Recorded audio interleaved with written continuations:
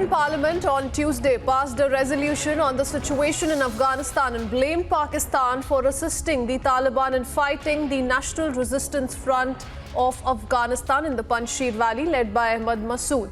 So here's exactly what the statement says. As far as the European Parliament release is concerned, the Taliban are facing the National Resistance Front in Panjshir led by Ahmad Massoud and is assisting the Taliban in fighting the NRF by supplying its special forces and providing air support. Taliban fighters have been provided with safe havens in Pakistan for many years. Further, it goes on to say that Taliban have proclaimed the Islamic Emirate of Afghanistan and have already started to impose numerous repressive measures, reversing the achievements of the Afghan people in the past 20 years that were supported and facilitated by the European Union and the international community. Afghan women and girls and ethnic, religious and vulnerable groups will suffer the most from the already ongoing suppression of their basic rights, is what the release says. So European Parliament now saying, in fact, slamming Pakistan's intervention in supporting Taliban. And let me go across to Natasha, joining us from the Afghan desk. Natasha, if we go by the release very carefully, two important aspects that it is highlighting. Pakistan's role in assisting Taliban against the Northern Resistance Forces, and also slamming the incorporation of the exclusion of women and minorities from the caretaker government in Taliban. So two aspects that it is essentially focusing on.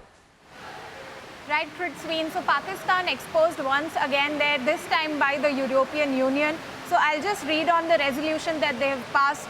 They have passed and they have blamed Pakistan very clearly for assisting Taliban in fighting Panjshir Resistance Front, that is the NRF in Panjshir.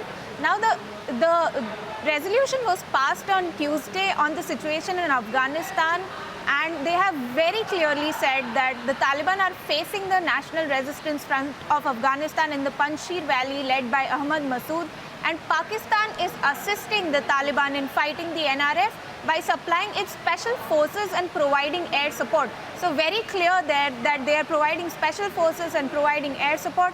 Taliban fighters have been provided with safe havens in Pakistan for many years. European Parliament release has said this very, very clearly. The Taliban have proclaimed the Islamic Emirate of Afghanistan and have already started to impose numerous repressive measures, reversing the achievements of the Afghan people for the past 20 years. They have battled for exclusion of women and girls and ethnic, religious and other vulnerable groups. Now they will suffer the most from already undergoing suppression of basic rights. The release has added, Taliban have also taken power by force, and the caretaker government they have appointed is neither inclusive, legitimate nor accountable to the Afghan people. The release has said. Taliban has also announced the caretaker government of the Islamic Emirate of Afghanistan, naming Mullah Muhammad Hassan Nakhund as interim Prime Minister and Mullah Abdul Ghani Baradar, a co-founder of the group, as his deputy, with no women in its cabinet. So very clear resolution coming in there from the European Union calling out Pakistan for assisting Taliban against the NRF. Back to you, Prithvi. Thank you for that update, Natasha. Let me go across to Major General S.P. Sinha joining us on this broadcast. Good morning to you, sir. If we go by this release by the European Union, it's passed a resolution and has very, very clearly exposed Pakistan's role in aiding and assisting Taliban. Also goes on to say that not just are they providing help to Taliban in its fight against the resistance forces, but also has provided safe haven to Taliban terrorists past so many years, sir.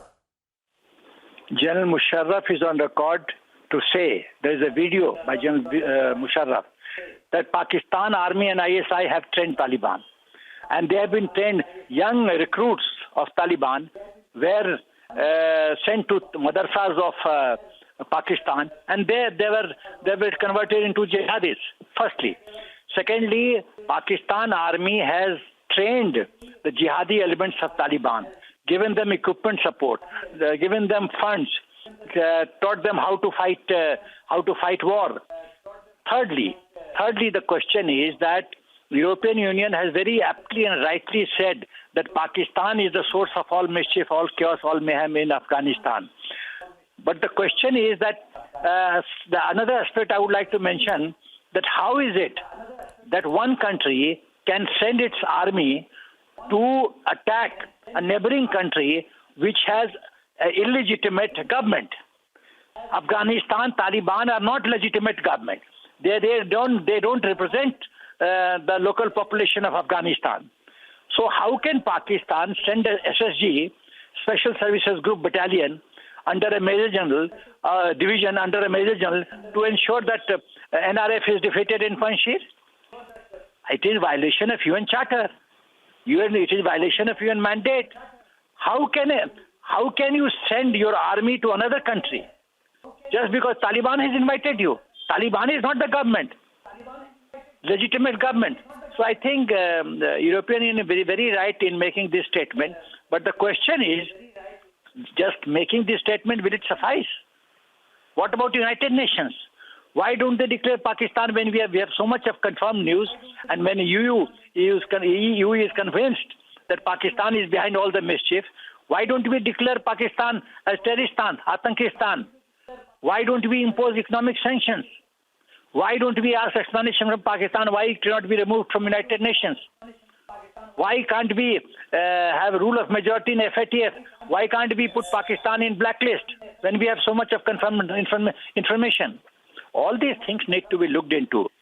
Pakistan gets away, Pakistan and China get away with murder.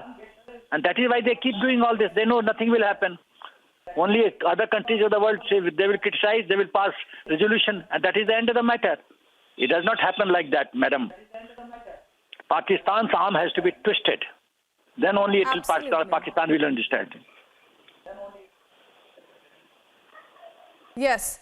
And, you know, Major General S.P. Sinha, not just that, the European Parliament has also said in clear words that Taliban's caretaker government includes persons responsible for acts of terrorism, including former detainees, individuals under UN sanctions, and also a person on the FBI most wanted list. So many members of Taliban's caretaker government are holders of passports issued by Pakistan. Very, very important points that have been raised by the European Parliament. Many thanks, Major General Sinha, for sharing that perspective with us here on Republic TV.